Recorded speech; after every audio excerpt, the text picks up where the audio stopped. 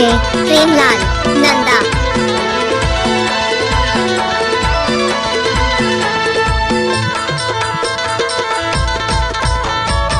करके सिंगार दाई बैठे मंदिर मावो, करके सिंगार माता बैठे मंदिर मावो।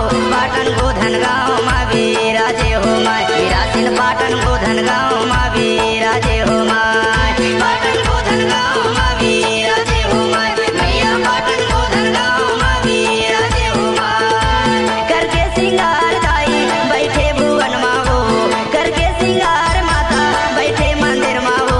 पाटन गोधन गाँव माँ विराजे हो माय, विराजिल पाटन गोधन गाँव माँ विराजे हो माय। पाटन गोधन गाँव माँ विराजे हो माय, मैया पाटन गोधन गाँव माँ विराजे हो माय।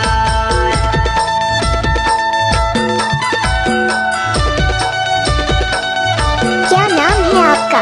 डीजे प्रेमलाल दूधी नर्मदा टोला वाले।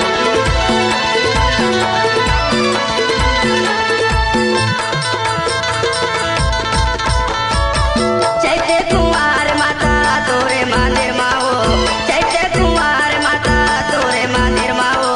भक्तन मन काले सबो आए हो माँ विराजिल, भक्तन मन काले सबो आए हो माय। भक्तन मन काले सबो आए हो माय माता, भक्तन मन काले सबो आए हो माय।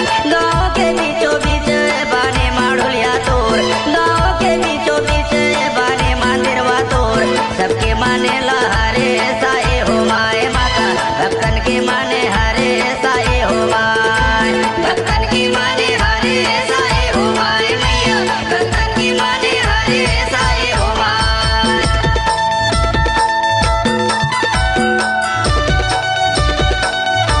क्या नाम है आपका? डीजे प्रेमलाल नंदा।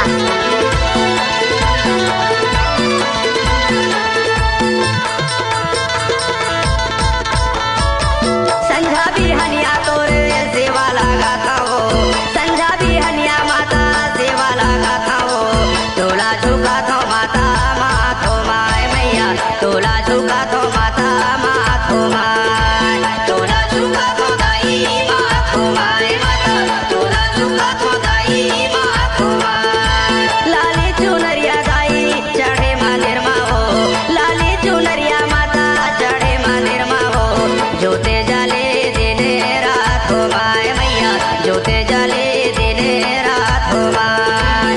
जोते जाले दिन रात हो माय माता, जोते जाले दिन रात हो माय। करके सिंगार गाई बैठे मंदिर मावो, करके सिंगार माता बैठे मंदिर मावो।